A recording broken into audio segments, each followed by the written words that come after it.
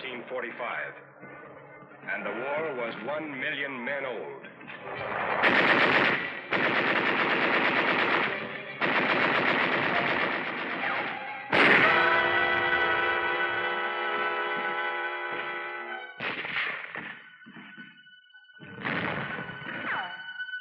Hang on, kid.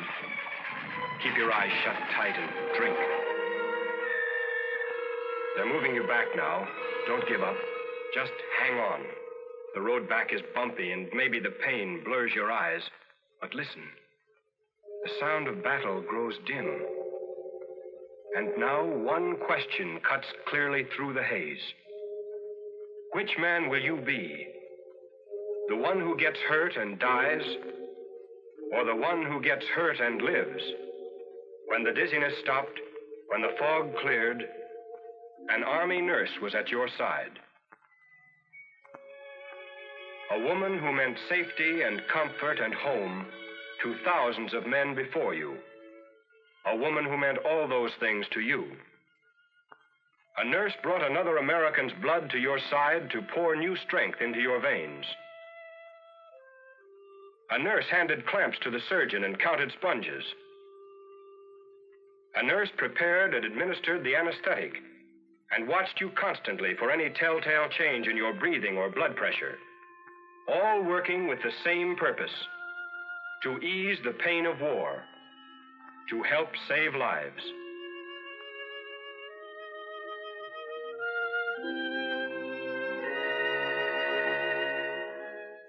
The preparation for the moment that would bring the Army nurse to your side began months before back home in the United States. After 3 years of professional schooling, the nurses were given 4 weeks of basic training. In those early days, perhaps the nurse wondered why she had to sit through seemingly endless classes and submit to rigid discipline. Often, while muscles ached and groaned, she may have wondered why it was necessary to take those long hikes or grope her way through a gassed area. Yet there were demands that would require of her perfect physical health and stamina, the strength to stand up under the rigors of combat nursing. 4 weeks of basic training finished, the Army nurse was ready to serve wherever the Army needed her most. She might have found herself stationed in a general hospital right here at home, or perhaps assigned to a mobile hospital unit overseas. After she arrived, she may have helped to build the very hospital in which she worked. For the field hospital or the evacuation hospital, like a circus, had to be able to pack up and move on at a moment's notice. Its primary function was to offer immediate surgical treatment to the wounded, and that meant following ever-changing battle lines. Everyone pitched in when a mobile hospital went up: enlisted men, doctors, and nurses. Just one small instance where basic training paid off. Those muscles, toughened and hardened during the 4 weeks of basic back home, were equal to the job. In the field, the Army nurse lived roughly and worked gently. There was no glamour, and her life was far from spectacular. She slept under hastily pitched canvas, on a GI cot, under GI blankets. She trained her mind to act as an alarm clock, because time was important. A wasted moment might have meant a wasted life. She lived a life completely stripped of luxuries, and yet she asked for no more luxury than a patient's smile when his pain was eased. She ate regular GI rations the same as the rest of the Army, and often at irregular times. The hours were long and the demands never-ending, and as a result, the nurse learned to make use of every moment of her off-duty time. She might not have chosen a GI helmet to wear to her kid sister's wedding, but it made up for its lack of style by its versatility. It was a beauty parlor, laundry, cooking pot, wash basin, all rolled up into one. A little community in size 7. She spent some of her time writing letters. Not the having a wonderful time, wish you were here kind, but letters filled with all the drama of her days, with stories of the courage and spirit of the men over whom she watched. A few moments could always be found for prayer. others for lounging about talking of home. She may have longed to wear the evening dress sent from home, but probably only had the chance to talk about it. Usually she wore olive drab or battle gray. Her uniform at all times was her badge of service. But however she spent her off-duty time, she was always eager to return to the hospital where the wounded were fighting for their lives. For first and foremost, and at all times, she was a nurse, offering professional and skilled care to the sick and wounded. A nurse first, a woman second, and an officer third might well serve as the slogan for every member of the Nurses Corps. Complete recovery of the patient in war or peace depends not only upon the use of drugs, but on the skill with which they are administered and the care that follows. The nurse must be capable of recognizing at once any symptoms in her patients which demand immediate treatment. Because if serious consequences are to be avoided, medical treatment must be on hand the moment any symptoms appear. Professionally skilled and capable, in her there is the tenderness of all women, of mother and sister and friend. Her voice and touch lend encouragement, instill hope. It's the surgeon who saves a man's life. It's the nurse whose tender care helps him to live.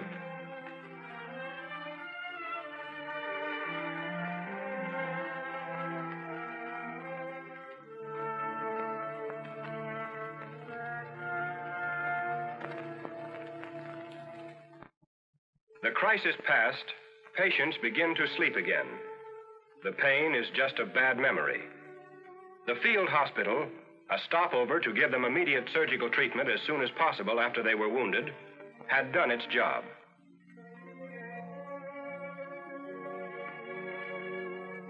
The evacuation hospital was another stopover on the trip back through the medical chain.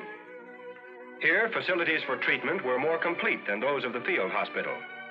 And here, too, the nurse played an increasingly important part in the vital period of treatment and convalescence. After 3 or 4 days, the patients were usually well enough for the trip back to the general hospital.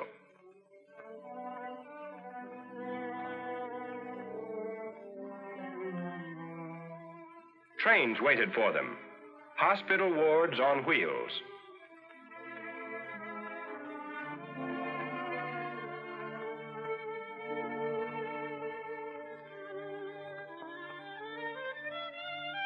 Each train carried, in addition to medical officers and enlisted technicians, 4 surgical nurses and 2 medical nurses, all of whom were on duty from 7 a.m. to 9 p.m., and as far into the night as they were needed. When speed meant life, evacuation took place by plane. Because of these flying hospitals, men are alive today who otherwise would have died in the jungles of Burma or on the beaches of Normandy. Each patient was thoroughly checked before the takeoff, then watched over constantly, and checked again when the plane landed.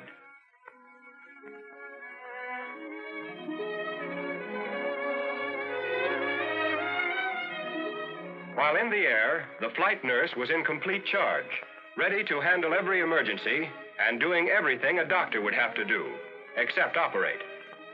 Air evacuation was difficult and required specialized skill and training. The flight nurse had to be prepared for the unexpected. For the next moment, it might have and often did happen. At the general hospital in the theater of operation, other skilled teams of surgeons and nurses stood ready to take over where the frontline hospitals left off.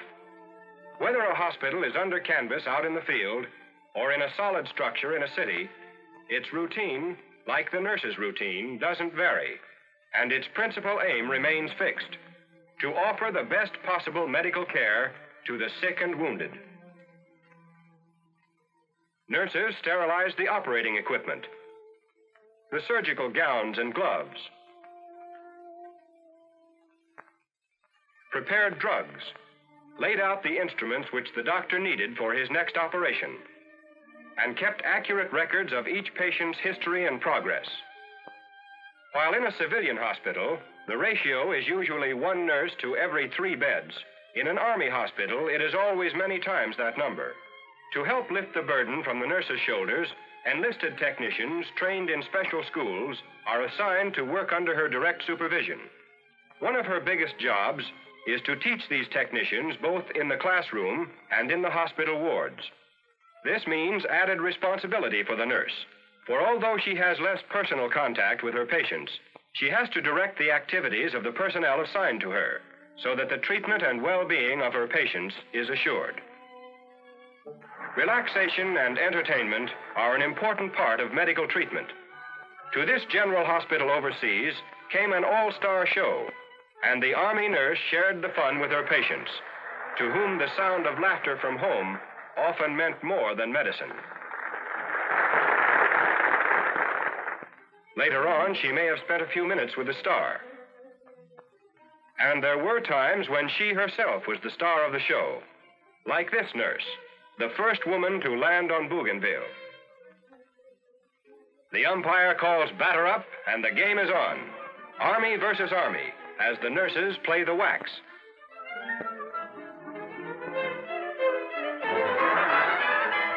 This infield will never play in the polo grounds, but one of their patients might.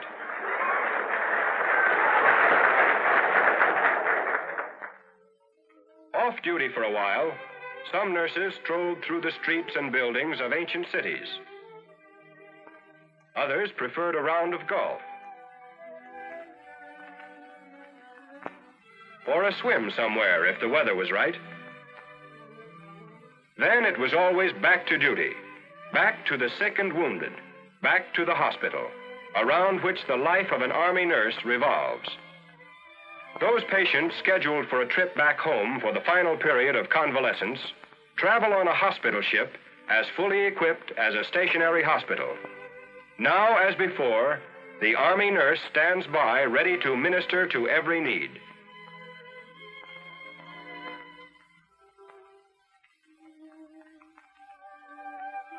Next stop, a debarkation hospital.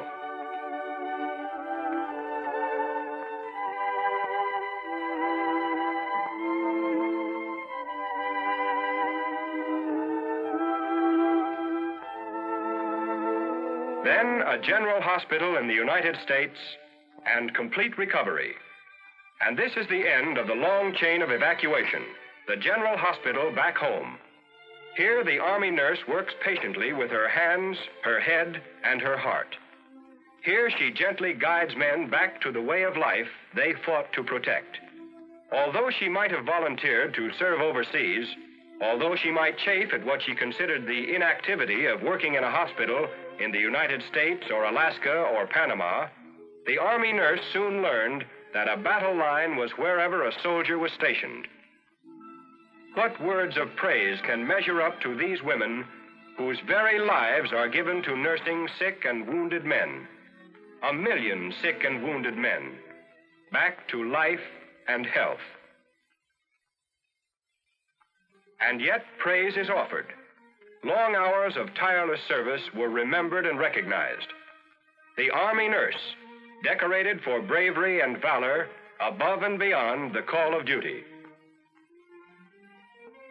And these nurses, imprisoned for 3 long years by the Japanese, asked only that they be returned to duty, for they could never forget the faces of American men tortured and killed by the enemy. Wherever transports took our soldiers, they also took the Army nurse to work by day, by night, on distant battlefields, to help make shattered bodies whole, to bring smiles to faces twisted with pain, to serve at the side of the American soldier during peace and war. This is the Army Nurse USA, ready to serve anywhere, under any circumstances, in time of need.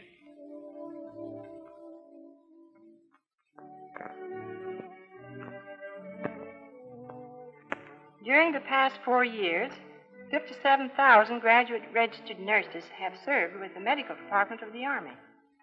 For us, the war is not yet over. Many nurses are still being sent to overseas theaters to care for American soldiers. These are replacements for nurses who served overseas during the war.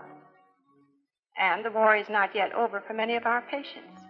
More than 300,000 patients are in Army hospitals throughout this country. many of whom will be forced to remain there for a long time to come. These men are not asking for much. They have never asked for much. They are the most wonderful patients in the world. But the war has cost them much more than any of us have been asked to give. Army nurses seldom ask for much either. But today, they are asking you to buy a bomb.